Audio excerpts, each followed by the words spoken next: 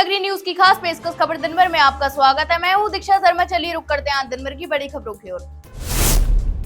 राजस्थान के मुख्यमंत्री ब्रजलाल शर्मा आज 19 अप्रैल से सिखावटी के 3 दिवसीय दौरे पर रहेंगे। इस दौरान वे सीकर, झुंझुनू और चूरू जिलों की 18 विधानसभा क्षेत्रों में कार्यकर्ताओं और अधिकारियों और आम लोगों से मुलाकात करेंगे। प्रशासन ने दौरे को लेकर सभी तैयारियां पूरी कर ली हैं, तो वहीं पार्टी कार्यकर्ताओं भी जगह जगह सीएम के स्वागत को लेकर सक्रिय हैं। दौरे के पहले दिन सीएम सीकर पहुंचेंगे, जहां वे सर्किट हाउस में यमुना जल परियोजनाओं को लेकर अधिकारियों के साथ बैठक करेंगे। इसके बाद सर्किट हाउस के पास यूआईईटी परिसर में जन सुनवाई होगी, जहां से वे लक्ष्मणगढ़ होते हुए फतेहपुर के लिए रवाना होंगे। इसके बाद 20 अप्रैल को सुबह 9:30 बजे सीएम फतेहपुर से झुंझुनू के मांडवा के लिए रवाना होंगे और दिन भर झुंझुनू जिले के विभिन्न क्षेत्रों में जन सुनवाई और बैठकों में भी भाग लेंगे। 21 अप्रैल को वे मलीसा डैम का निरीक्षण करेंगे और चूरू में संकल्प दिवस में शिरकत करेंगे। दिन के अंत में फागी में धन्ना भगत जयंती समारोह में भी शामिल होंगे।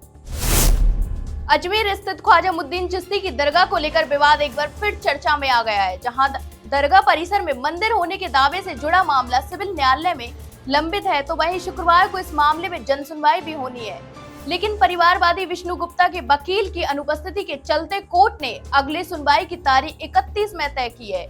यह मुकदमा हिंदू संगठन और हिंदू सेना के प्रमुख विष्णु गुप्ता ने दायर किया है। उनका दावा है कि ख्वाजा गरीब नवाज की दरगाह जहां स्थित है, वहां पहले एक हिंदू मंदिर था, जिसे बाद में दरगाह में तब्दील कर दिया गया।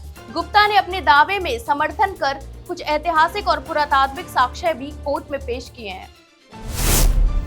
अमेरिकी उपराष्ट्रपति जेडी वेंस 21 से 24 अप्रैल तक भारत दौरे पर रहेंगे। इस यात्रा के दौरान वे दिल्ली, आगरा और जयपुर का दौरा करेंगे। इस दौरान भाजपा अध्यक्ष मदन राठौड़ ने बताया कि जयपुर दौरे को लेकर विशेष तैयारियां की जा रही हैं और अमेरिकी सुरक्षा एजेंसियां पहले ही सुरक्षा व्यवस्था का जायजा ले चुकी हैं।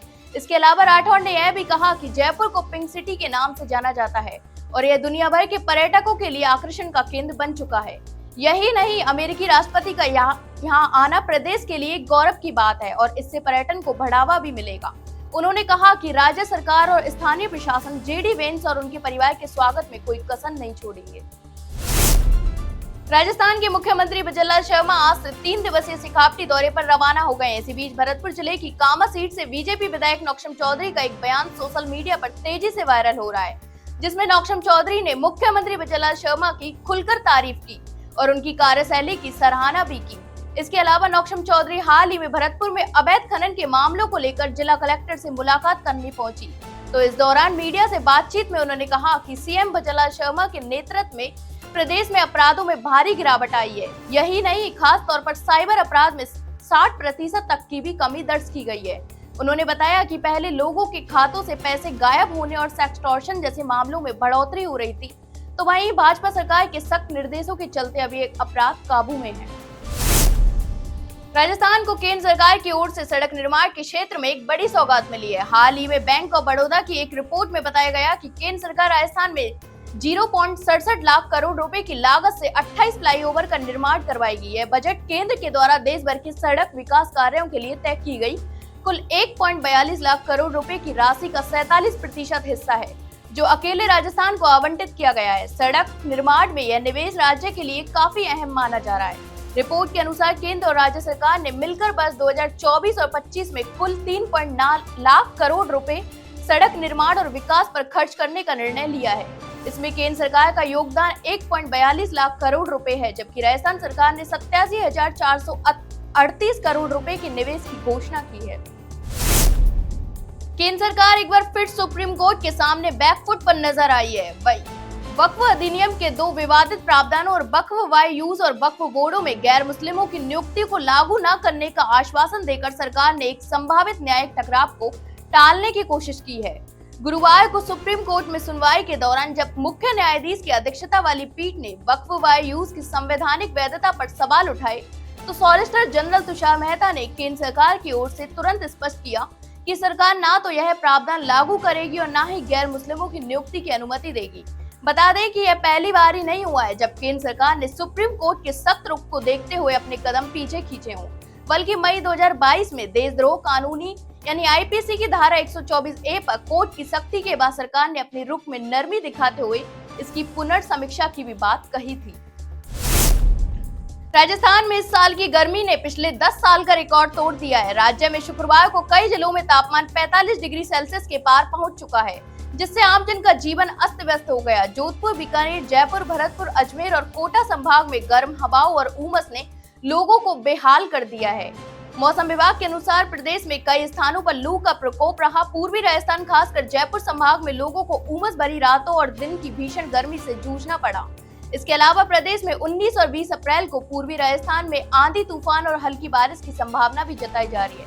मौसम विभाग का कहना है कि इस चक्रवाती प्रभाव से 20 अप्रैल के बाद प्रदेश को लू से कुछ राहत मिल सकती है। पूर्व केंद्रीय मंत्री कैलाश चौधरी ने भाजपा कार्यालय में आयोजित प्रेस वार्ता के दौरान कांग्रेस और वक्फ संपत्तियों को लेकर बड़ा आरोप लगाया। इस दौरान चौधरी ने यह भी कहा कि कांग्रेस के राष्ट्रीय अध्यक्ष मल्लिकार्जुन खड़गे सहित कई अल्पसंख्यक नेताओं ने वक्फ की संपत्तियों पर कब्जा कर रखा है, जिसे जल्द ही मुक्त कराया जाएगा। यही नहीं, उन्होंने यह भी कहा कि वक्फ संशोधन बिल देश और मुस्लिम समाज, खासकर महिलाओं और बच्चों के हित में लाया गया है। चौधरी ने दावा किया कि 2013 के वक्फ कानून के चलते वक्फ की संपत्तियों में भारी वृद्धि हुई है। पहले 4 लाख हेक्टेयर भूमि थी, तो वहीं अब 8 लाख हेक्टेयर से भी अधिक हो गई है, लेकिन इनकम 163 करोड़ से केवल 166 करोड़ ही हुई है। उन्होंने यह भी कहा कि इस संपत्ति से वास्तविक आम 12,000 करोड़ रुपए होनी चाहिए, जिससे मुस्लिम समाज को लाभ मिल सकता था, लेकिन उस पर कुछ नेताओं ने कब्जा कर रखा है।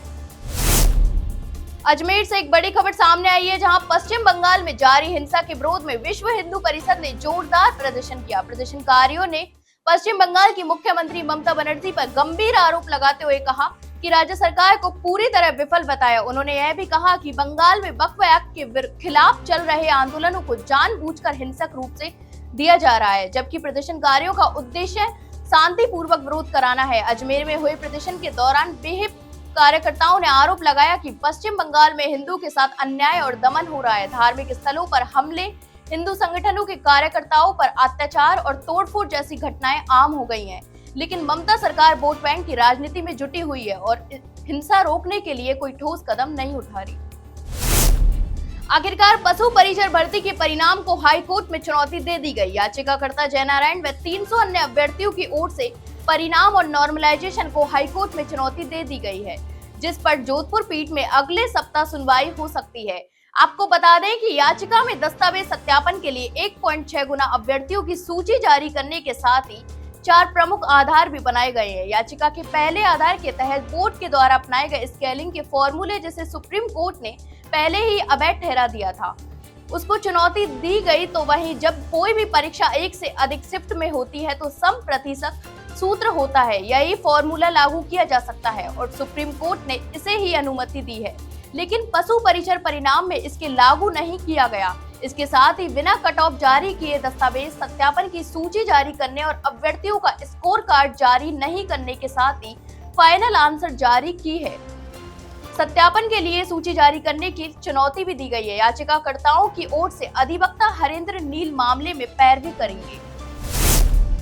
तो ये थी दिन भर की तमाम बड़ी खबरें। कल फिर आपके साथ रूबरू होंगे, तब तक के लिए नमस्कार।